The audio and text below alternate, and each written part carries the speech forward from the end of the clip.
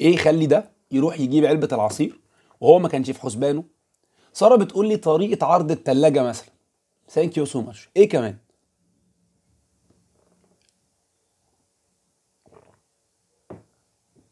مريم بتقول لي براند، كالرز، واي اوف ماركتنج، الشكل بتاعها. عمر عاش جدا. ايه كمان؟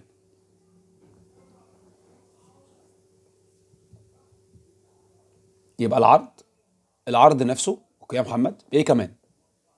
اختلافها عن الاخرين، سواء لون العلبه، جوده غلافها. حلو قوي. الاعلانات المتكرره فكره انطبعت في ذهنه. هو يلف مظبوط، بس هو النهارده هنا في الحته دي هو ما كانش فيه اعلانات مكرره ولا حاجه. هو راح جاب الحاجه نزلت، راح يشتري العصير جابها حطها. بس اوكي، ممكن يكون فعلا زي ما ريهام وروان بتقول ان هو كان في حد عامل له مثلا اعلان فشافها فجه ياخدها. صح جدا. ديزاين العبوه تبع العصير جذبت انتباهه والانتظار في الصف. يس، ثانك يو سو ماتش. اللي حضراتكم كلكم قلتوه ذات سيت باختصار كلمه وربع يعني ايه بيرسونال براندنج. بس كده احنا خلصنا. بس كده احنا خلصنا. طيب ركز بقى معايا وافتح لي دماغك كده. اللي حصل هنا من علبه العصير اللي قاعده على الرف هو اللي انا عايز انا وحضرتك بمثابه علبه العصير اللي قاعده على الرف. فعلبه العصير هو سيادتك، والرف هو سوق العمل. والناس اللي كانت ماسكه الباسكت تروح تشتري ده هو بقى الاتش ارز، هم البي ار، هم الناس اللي ليهم فكره انه يوظفوا سيادتك في ايا كان الفيلد بتاعك. فباختصار شديد قوي، الطريق اللي معتاد ان الناس عارفاه في التوظيف قال ان انا اروح اقدم، فامشي بروسيس الريكروتمنت او التوظيف او الامبلويمنت بشكل عام، وبعد كده استنى رد عشان يقولوا لي تعالى اعمل انترفيو كده اشتغل. حلو، ده كده زي الفل وكلنا عارفين. امال ايه بقى الغريب؟ الغريب واللي انت ممكن تستغربه ان انت تبقى قاعد مكانك ما رحتش في حته، وهو اللي يجي يقول لك ايه رايك نشتغل سوا. هل ده موجود؟ ولا انا بتكلم كلام من كوكب زحل مثلا؟ هو شغل ماركتنج كده على السوبر ماركت بيحطوا الحاجات الاساسيه ورا. يس، دي حاجات لها علاقه بالمرشندايزنج والحاجات دي. بس اوكي، بس انا معاك جدا يا محمد، كلامك صح جدا. هل اللي انا قلته ده موجود ولا ده كلام مش ولا ده كلام في الاحلام؟ محمد بيقول لي موجود وكتير بيحصل مع الناس الانفلونسرز. حلو قوي. فاللي حصل هنا ان ما عادش فكره اقعد استنى وابعت عشان حد يجي يقول لي والله احنا هنشوف ينفع ولا ما ينفعش. ده في الافريج بيبل، لو مش احنا وي ار براند محتاجين ان احنا زي ما شفنا نايكي نقول دي نايكي من غير ما يبقى مكتوب. محتاجين ما نشوف انتون روبنز نقول ان الحاله دي. محتاجين سيادتك زي ما انت قلت لي في علبه العصير هي ممكن تكون الغلاف، ممكن يكون الاوفر، ممكن يكون السعر، ممكن يكون شكل العبوه، ممكن يكون الميه اللي نازله عليها من الدقيقه وساعه، ممكن يكون طريقه عرضها، ممكن يكون حاجات كتير قوي. فاللي احنا هندور على اجابه للسؤال الا وهو انت عاوز تبقى الايه في الماركت بتاعك. يعني ايه الايه؟ يعني الامثل ولا الاغلى ولا الارخص ولا الاكثر فريندشيب ولا الفورمال؟ انت عايز يبقى ايه بحيث لما اقول لك اسرع دليفري في مصر ينط في بالك اسم واحد، لما اقول لك خد لك بريك خد لك ينط في بالك اسم واحد، لما اقول لك مين اشهر او مين اكتر حد تاخد معاه كوميونيكيشن سكيل، ممكن مين حد تاخد معاه تريننج بابليك سبيكينج، في اسامي بتنط في راسك. ايه اللي خلى الاسامي دي تنط في راسك باي ديفولت كده؟ ايه اللي خلى؟ اكيد دي مش بالصدفه البحته، ولكن في بروسيس المفروض بنتبعها علشان لما اسال سؤال منطقي انت ما تفكرش تروح جايب الاجابه. فعلشان اقول لك يعني ايه بيرسونال براندنج، خلينا الاول نشرح الكلمه. لو انت جيت بسيط هتلاقي بيرسونال براندنج يعني شخصي، وبراندنج مش هسميها تسويق شخصي عشان هو الترجمه العربي الحرفيه بتاعها مش الطف حاجه، هتودينا في حته تانيه. بس مجازا همشيها الترويج الشخصي او التسويق الشخصي. مش منطقي ابص للتسويق من غير ما ابص للشخصي. عايز تقول ايه؟ عايز اقول لك ان انا بقول لك انا بعمل نفسي تسويق شخصي، يبقى ما ينفعش ما اعرفش مين هذا الشخص عشان اسوق له. هو من المنطقي ان شركه بتبيع بين باجز، بتبيع ميه، بتبيع كولا، بتبيع اي حاجه، ما تبقاش عارفه هي بتبيع ايه وتعمل له ماركتنج ازاي؟ طيب يبقى مش من المنطقي ان انا اروح اقول لك انا هعمل نفسي براندنج. ايوه، هتعمل ايه بقى براندنج؟ يعني انت هتعمل له ايه؟ فهي مش الفكره يا جماعه مش شويه بوستات ولا شويه مقالات ولا شويه كابشنز ولا شويه فيديوز ويوتيوب وريلز. الكلام ده على الهامش، حته كده قد كده. لكن الموضوع عشان انا اعمل بيرسونال براندنج محتاج تفاصيل كتيره قوي ان انا اعرفها. فلو معاك ورقه وقلم، معاك موبايل نوت، معاك اي حاجه تتيك نوتس بس عشان ايه تهايلايت الدنيا اللي احنا هنقولها دي. لو جيت بصيت في كلمه بيرسونال تقول لك حاجه شخصي. يعني ايه شخصي؟ يعني كل ما يخص انا كأنا هعمل لنفسي براندنج. يعني ايه؟ محتاج اعرف انا ايه اللي انا اصلا كويس فيه، ايه اللي انا شاطر فيه، ايه اللي انا بعرف اعمله، ايه اللي انا مميز بيه، ايه اللي انا عندي ديفو فيه محتاج يتحسن، ايه الفرص المتاحه بالنسبه لي. اشبه بسوات اناليسيز او بتول بستخدمها لنفسي، بعرف عن نفسي اكتر. وكل ما انت جمعت عن نفسك معلومات كل ما ارتحت اكتر في كل حاجه، مش بس البيرسونال براند. طب انا عندي ديفو في لغه، عندي ديفو في سكيل، عندي ديفو في معرفش ايه، وعندي سترينث بوينت في كذا، وعندي نقاط قوه في كذا، وعندي علاقات في الحته الفلانيه، وعندي. فانت عمال تجمع داتا هنستخدمها دلوقتي في حاجات مهمه قوي، بس واحده واحده. طيب انا بالنسبه لي ايه انسب خيار ليا ككاركتر او كبرسوناليتي؟ هل مثلا انا راجل بحب الناس، بحب اجتمع مع الناس كاكستروفيرت كاجتماعي، ولا انا راجل مكتبي بحب الاوفيس بيست جوبس وبحب ان انا اقعد على مكتب وما اتكلمش مع بشر واديني شويه ارقام واديني اكسل شيتس؟ ما ينفعش يا صديقي تبقى نازل سوق العمل وما انتش عارف على الاقل القشور دي عن نفسك. لان هتلاقي ناس كتير بتفرق بلا هدف في شركات وفي مصانع وفي حاجات كتير، هو مش عارف ليه ما بيقعدش. سيكينج فور فلوس، ياخد فلوس ما يعيش نفسه كويس. سيكينج فور ابريشيشن، يروح يجيب ابريشيشن ما يعيش نفسه كويس. فهو عمال بيدور على حاجه هو مش فاهمها، وممكن يكون بيدور في التراك الغلط وتشيز مش مناسب مع شخصيته هو. فاللي انا عايز اقوله ان انت كل ما جمعت عن سيادتك اكتر كل ما ارتحت قوي في كل حاجه في الماركت بتاعك، وات ايفر كان الاندستري بتاعتك ايه.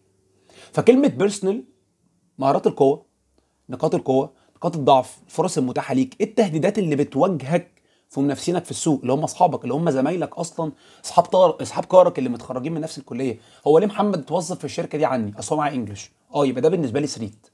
هو ليه مريم اتوظفت ما اعرفش ايه؟ اصل هي عندها سترينث بوينت، بتعرف تكومينيكيت كويس. اصل سهى عندها نتوركينج افضل فدخلت كريكومنديشن. اصل ببدا ادور على اسباب 1 2 3 ان انا لو عملت ده كاكشنز هعرف عن نفسي اكتر، فيبقى بالنسبه لي الماركت ده ميه بتتشكل حسب المناسب للحاجات اللي انا عرفتها عن نفسي. طب ايه كمان؟ الفاليوز بتاعتك كلايف فاليوز او ككارير فاليوز. يعني ايه الكلام ده؟ يعني حضرتك مثلا التقدير في الشغل مهم، فلازم تبقى عارف ان دي قيمه مهمه بالنسبه لك، لو مش موجوده ولا كنوز الدنيا تشتري الشغلانه دي. ولكن انا عندي احتياجات معينه، احتياج للمال، احتياج للترقيه، احتياج للصداقات، احتياج للخبره، ايا كان فيما يتسق مع هذه الكور فاليوز. لان صعب قوي يا جماعه يبقى في حد محتاج حاجه والفاليوز اللي هو متسق معاها دي تبقى مش بتماتش مع الحاجات دي. هديك مثال. انا دلوقتي فريش جراد، حد من حضراتكم ليفل 4 ليفل 5 وهيتخرج اهو، ومنطقي تقول لي في الزمن اللي احنا فيه ده محتاج ايه؟ محتاج فلوس، محتاج خبره، محتاج انتشار، محتاج حاجات كتير قوي.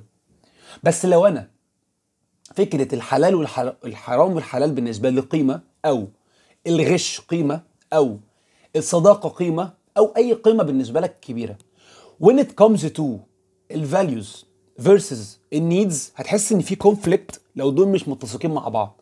فهتبقى عايز تجيب فلوس بس مش هتسال نفسك هي منين جت، فهتكوش وخلاص. او هتروح تجيب شغلانه مش احسن فلوس بس فيها علاقات، بس انت ما تعرفش ان دي بالنسبه لك فاليو، فانت مش عارف انت بتدور على ايه.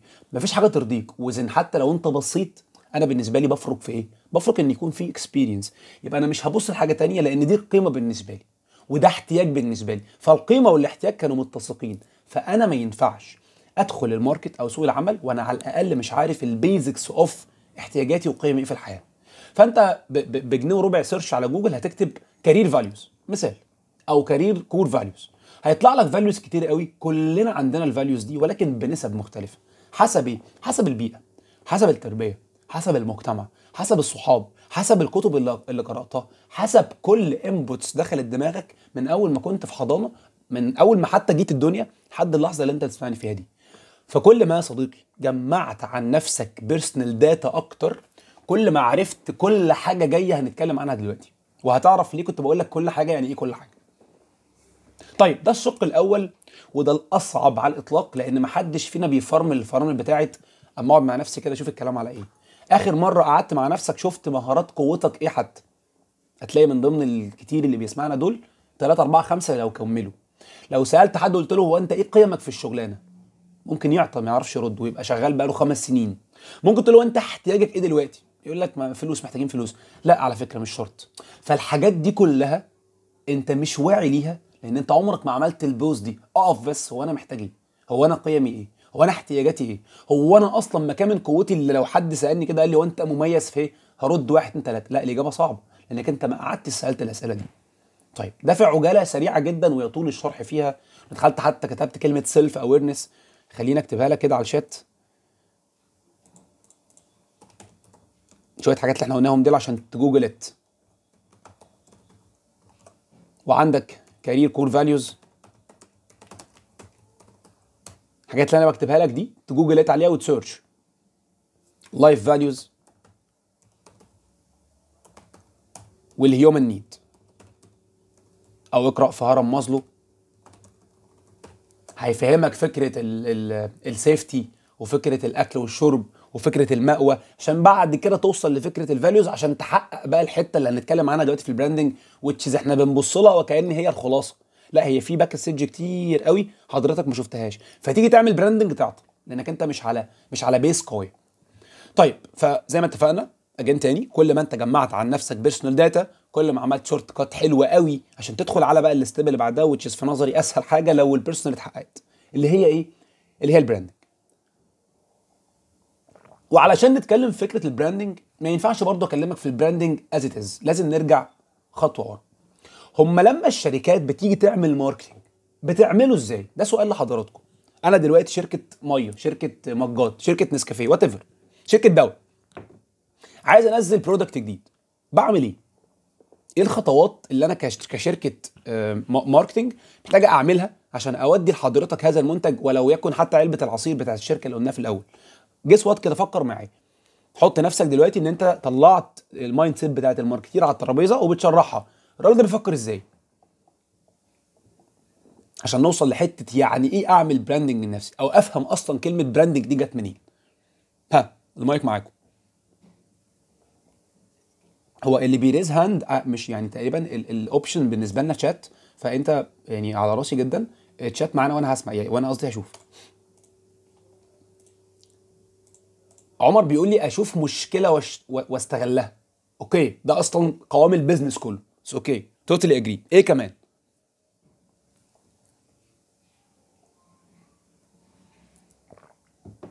ها،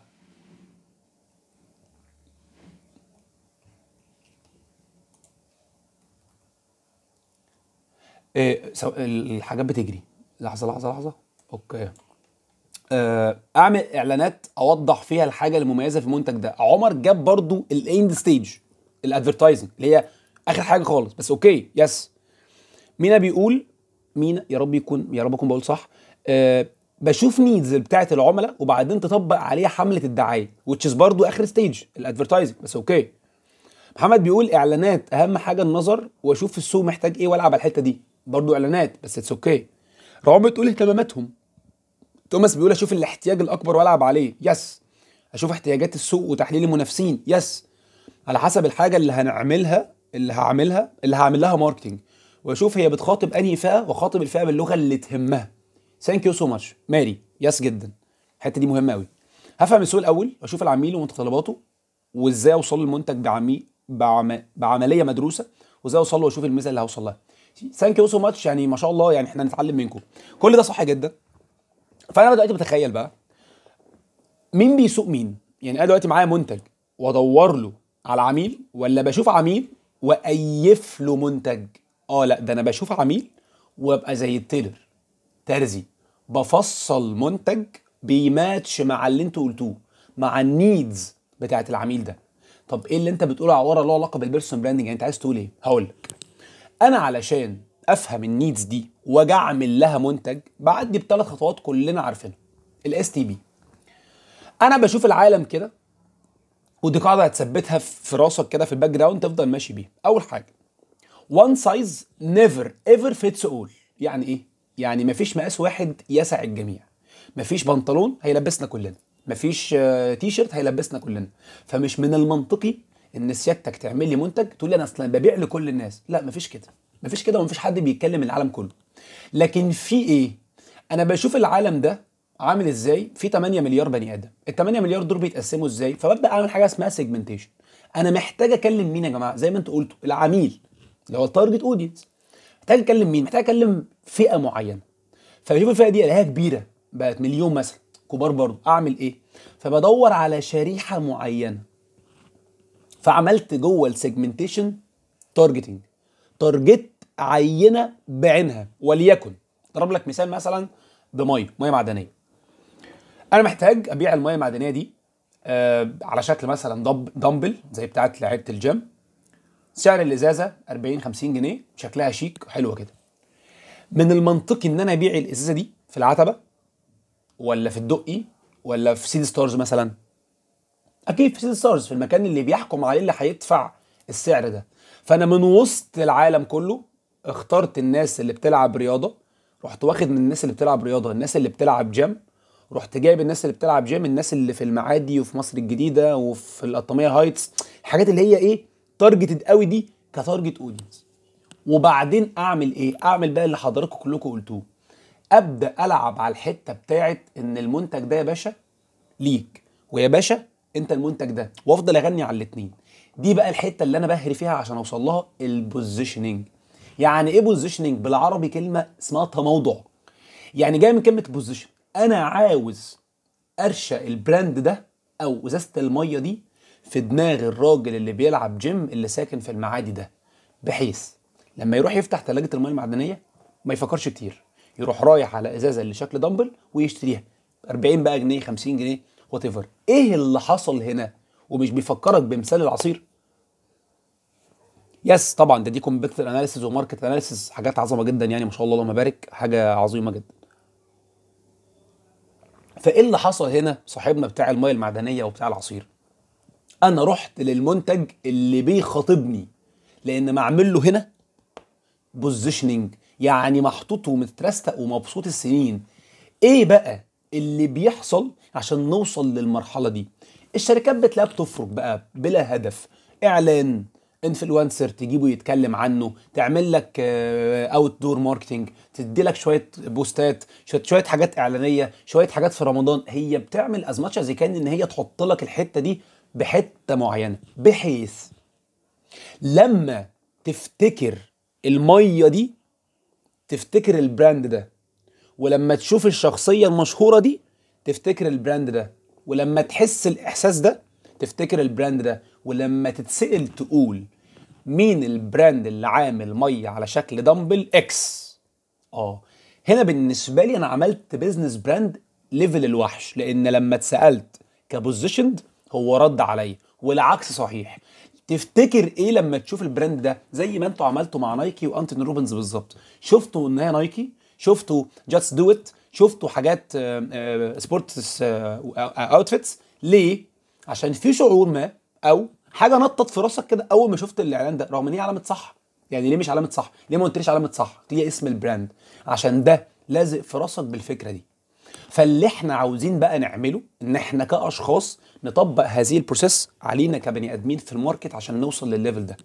فلو انا قلت لك باللي انت بقى فهمته ده واللي انا قلته ده، البيرسونال براندنج، لو انا عايز اديله تعريف كده صغنطط كده وبسيط، هيبقى ايه؟ واللي هيجاوب صح ما ملوش حاجه، عادي خالص، مفيش اي مشاكل. اشوف المنتجات، اوكي، ده على قديمه. ها، توماس بيقول لي right customer in the right place and the right situation. يس، اللي هي الفور بيز. ثانك يو سو ماتش. اطبق ده بقى توماس عليا ازاي كبني ادم، كطالب فريش جراد، صيدلي مجتمعي، ميديكال ريب، سيلز ريب، ترينر مانجر، وات ايفر؟ اعمل ده ازاي بحيث لما اتسال يتجاوب عليا بده، ولما يتجاوب عليا بده يعرف ده؟ اديني كده تعريف صغنطوط للبيرسون براندنج. ثانك يو يا توماس. ايه كمان؟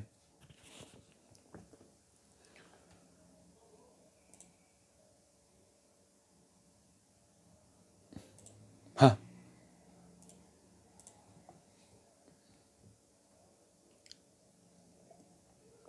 توماس بيقول حابب اشتغل في ايه؟ وفين وهدفي ايه.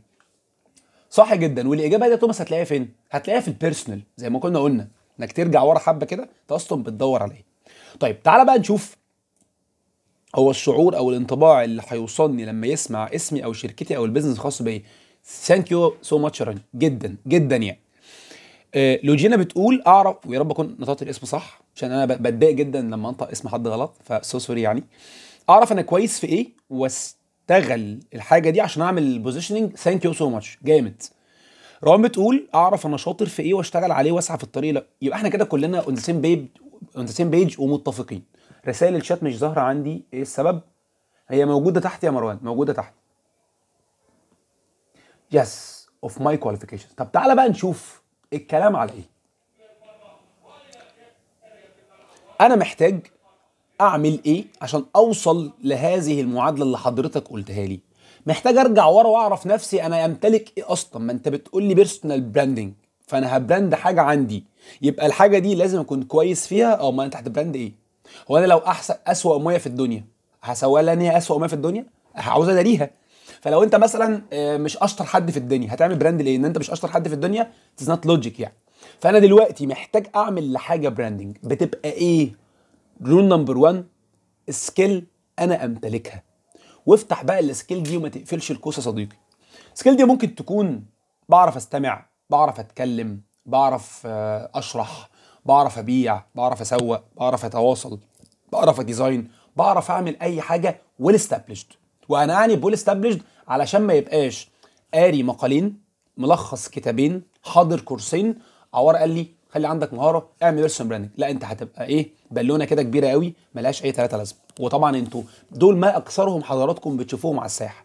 فالطريق الاصعب ان انا بالنسبه لي اشتغل على حاجه ابلورها، اعمل لها براندنج. لان يا جماعه في نقطه مهمه قوي، الماركتنج او البيرسونال براندنج هو ما بيحليش وحش. يعني انا مش بجيب حاجه وحشه واظهرها بقى ده جامده قوي، ده اوفر براندنج، ده اصلا مش كويس وانت بتفقسه. امال البيرسونال براندنج بيعمل ايه؟ بيحلي الحلو. انا بس بشوب فينا حاجه حلوه بظهرها، ذاتس ات. فهي اوريدي لازم تكون حلوه والا هي مش هتكمل. لو عملت مره واثنين وثلاثه هتبقى بالون. طيب فالويل استابليشد سكيل دي انا بجيبها من معرفتي بذاتي، من سوات اناليسيز، من 16 بيرسوناليتي، من كور فاليوز. بكتب ايه الحاجات اللي انا كويس فيها، بشوف ردود الناس عني، بشوف الكومبليمو، بشوف الفيدباكس، حاجات بقى كبيره يطول فيها الحديث. بلس اعمل لها براندنج. يعني ايه بقى اعمل لها براندنج؟ محتاج بشغلي مش ببقي اقول لك ان انا كويس في اللي بقوله لك ده. تفتكر هعمل ده ازاي؟ لو انا عاوز اوصل لك مثلا انا بعرف اترين كويس، بعرف افاسيليتيت كويس، عايز براند نفسي كفريلانسر ترينر، تفتكر ايه اللي ممكن اعمله عشان اعمل نفسي براندنج في المهاره دي؟ احنا اتفقنا مع بعض هنمشي على المعادله اهو. انا عندي ويل استابليشد سكيل وليكن التريننج، محتاج اعمل لها براندنج عشان ابراند ماي سيلف ان انا ترينر كويس. اعمل ده ازاي؟ شاركوني كده. بالظبط كده يا رغد. يس. مريم بتقول لي شورت فيديوز ديمو. اوكي، ايه كمان؟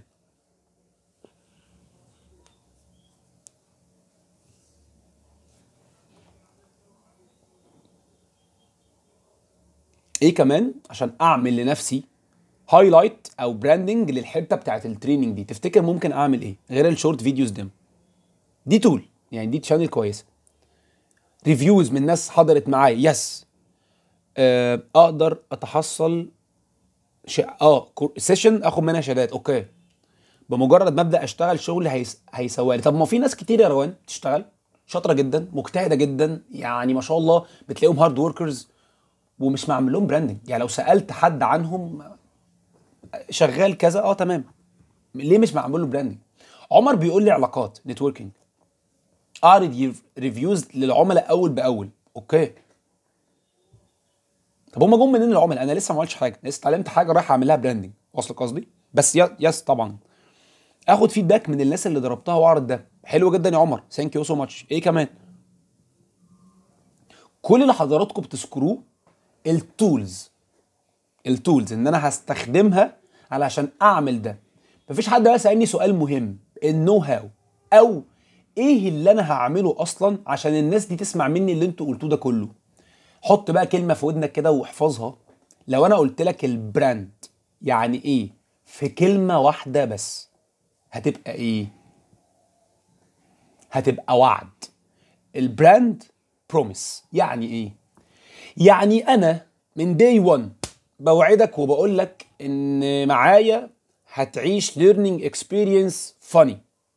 معايا انا اغلى ترينر في مصر، انا ارخص ترينر في مصر، انا اكتر حد فريندلي في مصر. ارجع بقى لعلبة العصير، انا الارخص ولا انا الاجمد ولا انا اكتر فورماليتي ولا انا اكتر فريندشيب؟ انت بتوريني ايه وتثبتهولي بحاجاتك اللي قلتوها دي، سوشيال ميديا بقى، نتوركينج، بوستس، حلو ده التولز. لكن ايه اللي انت هتوعدهولي علشان ابوزيشن ده في راسي من غير ما اخد بالي؟ فلو انا قلت لك مين ارخص ديزاينر في المحله، هتقول لي اكس واي زد. قلت لك طب مين اكتر واحد غالي فيهم، هتقول لي سين صاد عين. طب مين اشطر واحد في مصر، هتقول لي اكس واي زد. شفت الكلمات ودتك في حته تانية رغم ان هو نفس الاندستري، هو نفس المجال، هو نفس الحاجه. اهو ايه اللي حصل؟ الكلمه. فانت وعدتني بحاجه، فلما تقول لي ان انا اسرع دليفري في مصر، يبقى انا لما افتح عليك سماعه التليفون تيجي لي زي ما بتقول لي ما عادش. يبقى البروميس هنا اتكسر. يبقى انا لما اجوع مش هيبقى البراند ده اول حد هيجي في بالي، لانه ما عادش زي الاول. ما عادش زي ما كان بيغني لي بيقول لي اسرع دليفري في مصر. لا، انا لما اجوع هطلب بتاع البرجر اللي على اول الشارع ده هيجي لي اسرع منه، او ممكن اطلب واحد من طنطا هيجي لي اسرع منه. فالبروميس ده وانس اتلعب فيه بتبوظ حاجه كبيره قوي، وهي الفاليو بروبوزيشن، اللي هي قايمه على فكره الريبيتيشن او السمعه. سمعتك بالنسبه لك كبيرسون براند هي راس مالك. انا بقى فكك من البوستس، فكك من الكابشنز، كل ده جميل، ده كله ممكن يتلحق. لكن اللي ما بيتلحقش وانس لعبت في فكره البروميس، انا وعدتك بحاجه وما عملتهاش. قلت لك لو حضرت معايا التريننج هتعمل كذا كذا كذا كذا، خلصنا. فين اللي انت قلت لي عليه؟ لو ده ما حصلش يا جماعه بندخل في زون الاوفر براندنج وبتموت مره مع الثانيه مع الثالثه. الراجل ده يا جماعه بالونه مالكش دعوه بيه، وبيتعرف بسرعه جدا. لكن اللي من دي 1 بيبروميس يو بحاجه، لازم لحد ما هيموت هيعمل نفس الحاجه. فعلشان بقى ابقى انا معايا مهاره كويل استابليشد سكيل جميله زي ما اتفقنا، عاوز اعمل لها هايلايت عشان اوديها للناس، انا من محتوايا ومن اللي انتوا قلتوه سوشيال ميديا علاقات وبتاع، انا هبدا اتكلم عن الوعد ده بكل ما اوتيت من بوستات، من فيديوهات، من حتى حاجات هنقولها دلوقتي هنلخصها في كلمتين اتنين. من كل حاجه از ماتش زي كان ان انا اقدر اعملها اثبت بيها البروميس ده عشان اوصل يا صديقي للبوزيشننج. فانا كل اللي انا عايز العبه، بتخيل العميل ده بالنسبه لي منتج، يا ربي بتخيل العميل ده بالنسبه لي كلاينت عنده نيد لايه، للحاجه اللي عندي. وانا بتخيل نفسي تيم ماركتنج او راجل ماركتير كده شاطر جامد جدا، بيعمل ايه؟ عاوز يبوزيشن نفسه، البرودكت بتاعه بقى اللي هو ايه، اللي هو انت، ما هو انت البرودكت في البيرسون براندنج، الزق في راسه بايه؟ فلما يحتاج ايه يكلمني. من اكتر الحاجات اللي بتقابل فيها الناس ما بيبقاش عارف يحط نفسه في حته. يعني هو ممكن بيعمل حاجات كتير وكويس في حاجات كتير وشاطر في حاجات كتير، بس لو جيت تساله وقلت له هو انا لما عاوز اكلمك يعني اجابه صعبه قوي. لان هو مش عارف يتمبلت نفسه فين، مش عارف لما ايه يحتاجه اكلم مين، ولما اكلم مين هيرشحني ليك. ففكره الريكومنديشن اللي انتوا قلتوها، او فكره النتوركينج اللي انتوا قلتوها، او فكره اي تشانلز دي، قايمه على ايه؟ قايمه على ان انت اصلا تكون عارف انت هتقول ايه. هو انا ينفع ريكومند يو وانت تايه؟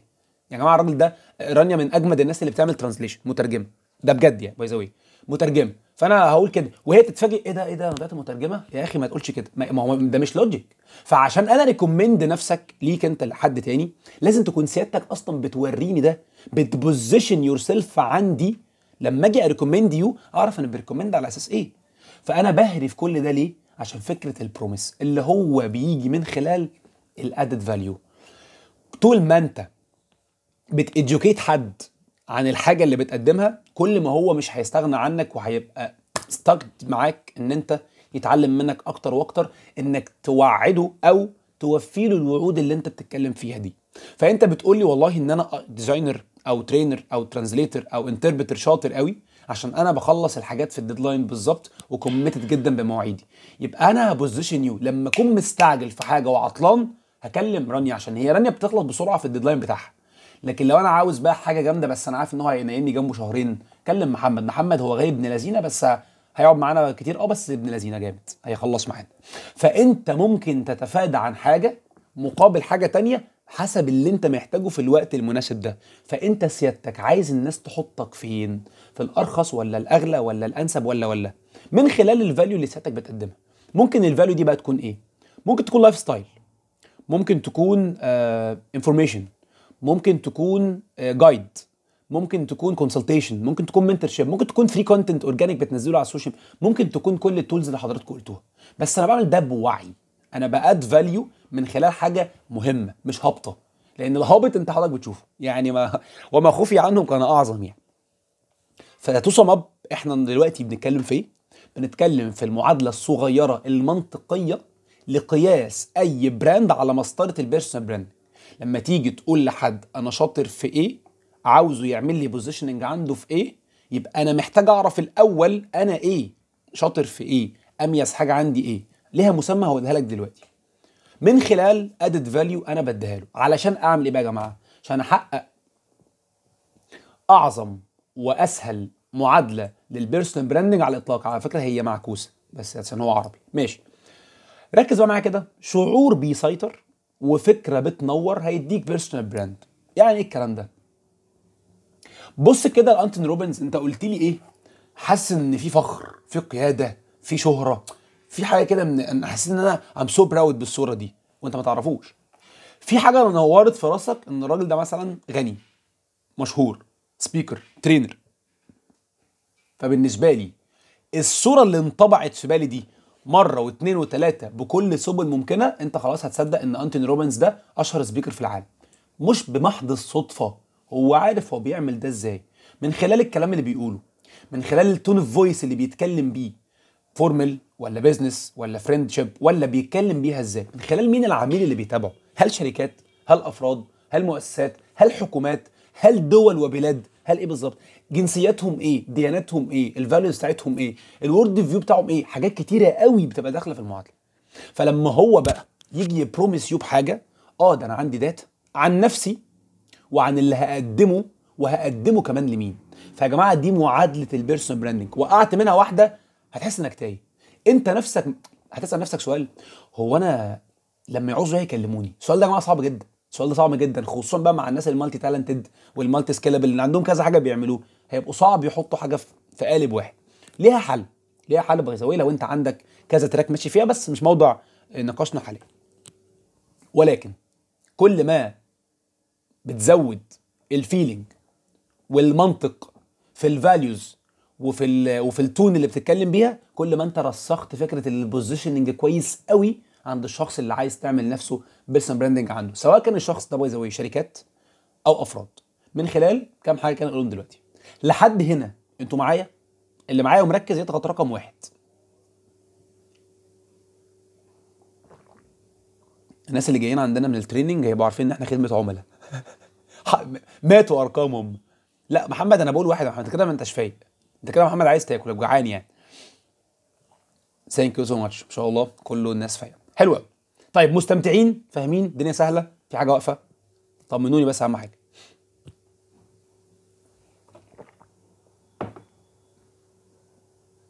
طيب الحمد لله.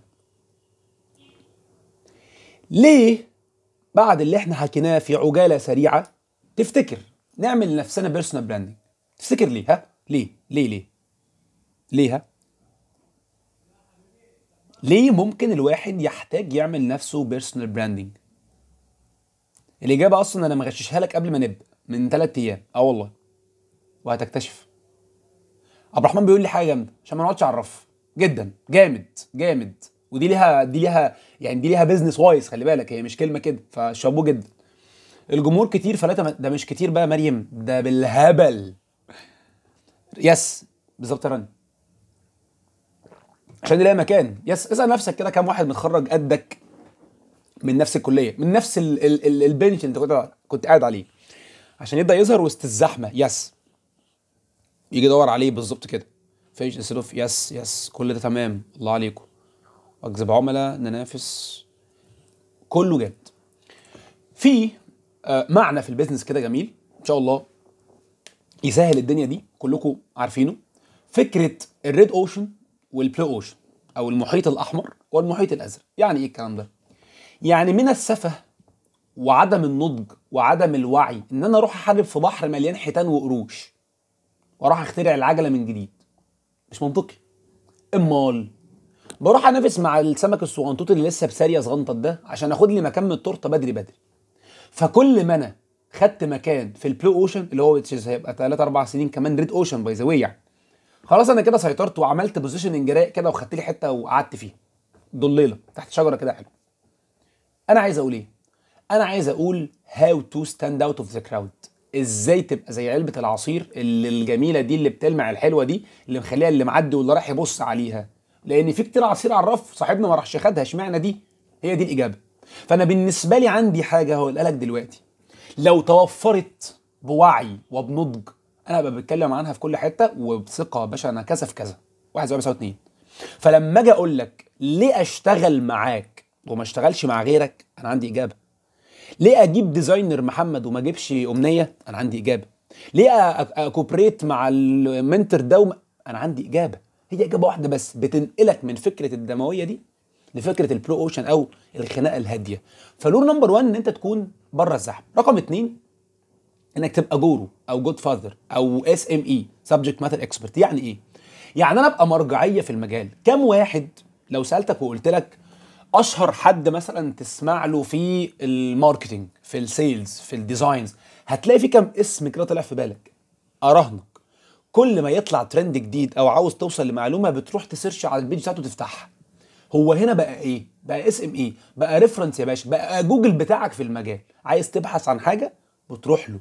يبقى هو كده بقى بالنسبه لي من كتر ما بيديك فاليوز، من كتر ما اتعمل له بوزيشن في دماغك بوعي، بقى الراجل ده بالنسبه لي مصدر المعلومه.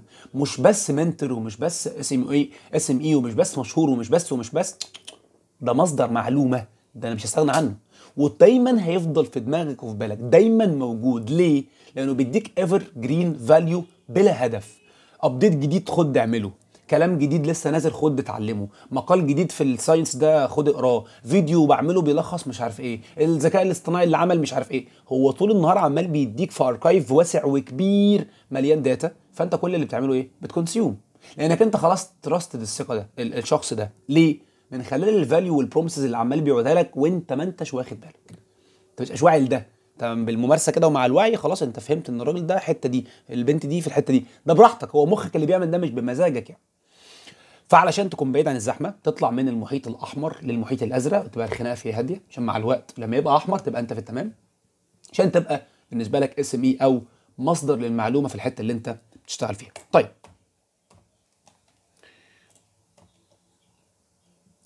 الكور لو وقعت هيتشال البيرسونال براند. من اللي احنا قلناه ده تفتكر ايه؟ وحاول تخليها لي في كلمه واحده. يبقى جمدان ده.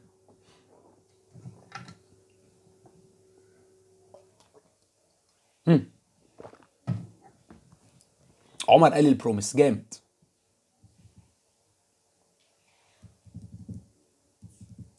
ايه كمان؟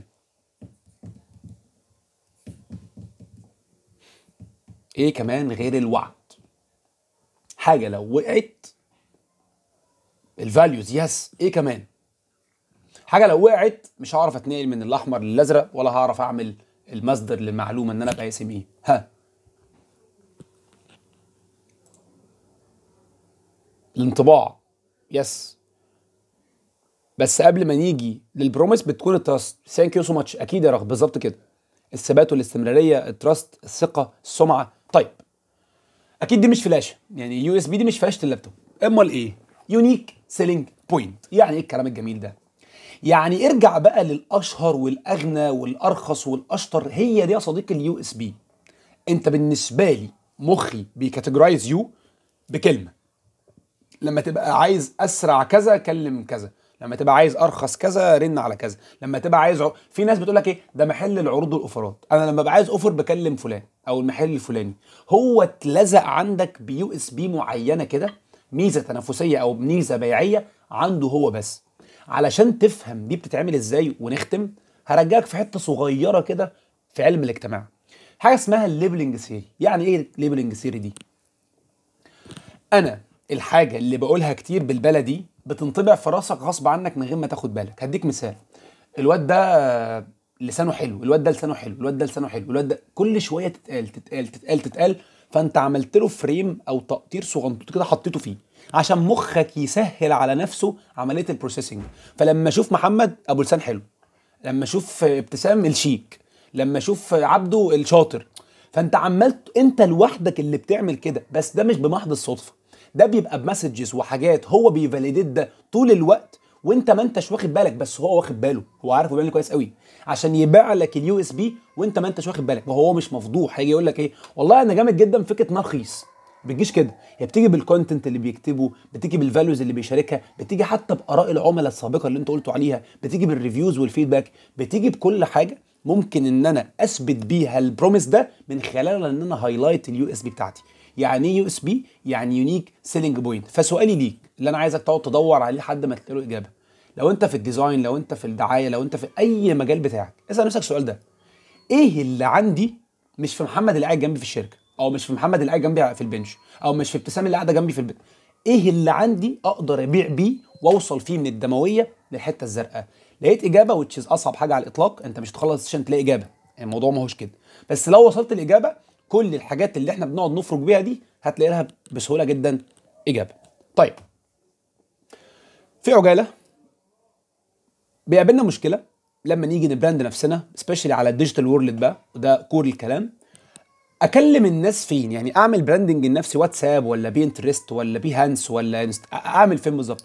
صديقي انت قلت لي كلمه في الاول، انا بشوف العميل عاوز ايه واعمل له. عميلك فين؟ بمعنى انا ديزاينر، الديزاينرز هيكونوا موجودين فين؟ روح اعمل هناك اكونت. انا مونتير، هيبقوا موجودين فين؟ روح اعمل عندهم اكونت. انا بلوجر، اعمل عندهم اكونت. انا ايا كان عملائك والاندستري موجودين فين، اقعد عندهم. ولكن هتلاقي فيه اتنين مهمين جدا كومن في حاجات كتير قوي، هو اللي جاي في عالم البيزنس وعالم الاعمال، وهو الوحش لينكدين.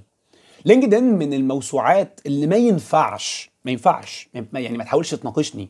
يعني 2023 جت عليك ولسه ما عندكش فيه اكونت وبروفيشنال. مش اكونت انك راكنه، وبروفيشنال وعليه كونسيستنت بشكل مستمر، محتوى وعلاقات واستمراريه. انا عملت اكونت بس بقاله 10 سنين مترب، لا.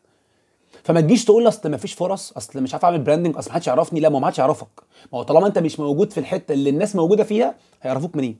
فهنا بقى تبرز اليو اس بي بتاعتك، هنا تعمل كونتنت تفاليديت الفاليوز بتاعتك، هنا تكتشف نفسك وذاتك وعلاقاتك وليفل الوحش. فلينكد ان من الحاجات المهمه جدا جدا جدا جدا في تاريخك المهني وفي تاريخك البراندنج بشكل خاص. وفي هديه حلوه كده في الاخر اللي كان معانا للنهايه، يعني مننا ليكم يعني.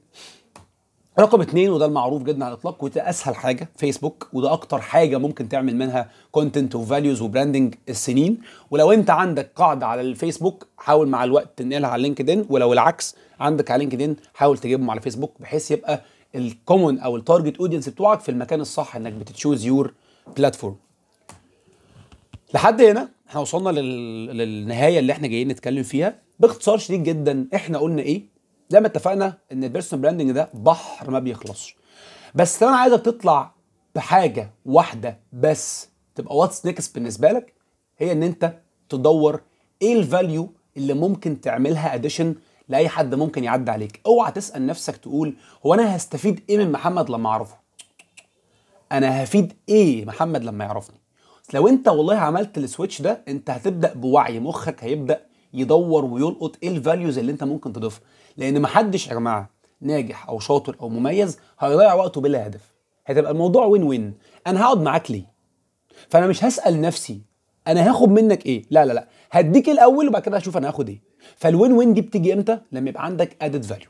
باختصار شديد جدا، البيرسونال براندنج ده بروميس انت بتوعدني بيه من خلال كل حاجه بتصدر منك، من اللايف ستايل بتاعك، من كلامك، من العملاء اللي بتكلمهم، من طريقه حتى الرد على الكومنتس، من كل حاجه، حتى ستايل لبسك، حتى الشرب اللي بتشربه، حتى الكافيز اللي بتقعد فيه.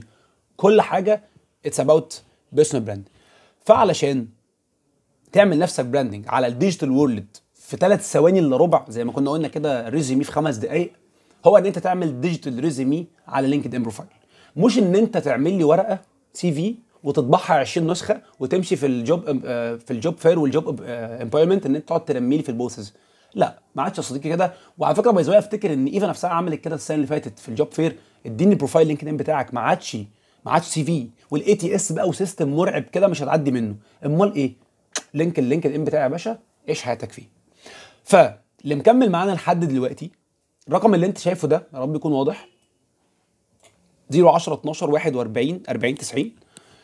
هيبقى فيه برومو كود لتريننج كامل عن البيرسونال براندنج ولينكد ان للي حاضر معايا بس، محدش يصيع، ماشي؟ هيحضروا معانا بخصم 50%. والجميل في الموضوع ان انت حظك حلو، في راوند هتبدا في مارس. بنعمل فيه ايه؟ بنتعلم فيه 3 اضلاع مهمين جدا. اول حاجه بتعمل بروفايل لينكد ان، بتبيلد بروفايل بروفيشنال، وبعد كده بتتعلم يعني ايه بيرسونال براندنج من الالف للياء، وبعد كده بتعمل كونتنت ماركتنج علشان تبراند نفسك على السوشيال ميديا بلاتفورم واظهر وابقى بعيد عن الزحمه دي. في 20 ساعه جميله جدا بتخلصهم معانا في 4-5 ايام، بتبقى رحله ظريفه، اي هوب يعني انها تكون ظريفه. طب تحصل على ده ازاي؟ هتبعت على الرقم اللي انت شايفه ده دلوقتي بعد ما نخلص على طول كلمه ايفا اي دبليو، بس كده، ده البرومو كود ايفا اي دبليو. هعرف ان حضرتك جاي من الويبينار، بس الاوفر ده لحد الجمعه فقط، بعد الجمعه انا ما اعرفكش. اجين هتبعت ايفا اي دبليو على 010 12 41 40 90 عشان تنورنا في تريننج كامل عن لينكد ان وبيرسون براندنج اونلاين من اي مكان حضرتك متواجد فيه. ثانك يو سو ماتش. الكونتاكت بتاعتي هسيبها لكم، وهخلي التيم ان شاء الله يبعتها لكم على الجروبس اللي حضراتكم فيها. ومعانا 5 دقايق كده و10 دقايق كويستشن لحد ما دكتور يجي علشان يتكلم معانا شويه عن البرودكت.